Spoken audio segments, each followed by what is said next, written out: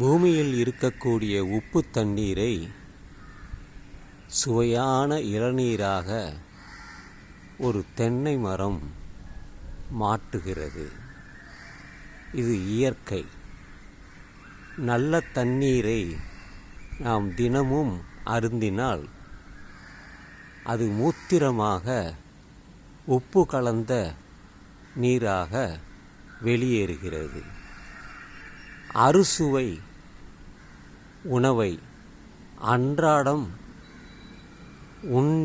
உண்ணாலும் சாப்பிட்டாலும் அது நாற்றமுள்ள மலமாகத்தான் போகும். இதெல்லாம் இந்த உடலில் ஏற்படுகின்ற மாற்றம். உப்பு தண்ணீரை நல்ல தண்ணீராக மாற்றுவது இந்த தென்னை மரம், அதுபோல பழங்கள். ஆனால் நல்ல நீர் மூத்திரமாகவும் அறுசுவை மலமாகவும் மாறுகின்ற தன்மை இந்த உடலுக்கு உண்டு. மரத்திற்கும் மனிதனுக்கும் இருக்கக்கூடிய வேறுபாடு இதுதான். இதை புரிந்து கொண்டால் நமக்கு ஒரு தெளிவு கிடைக்கும்.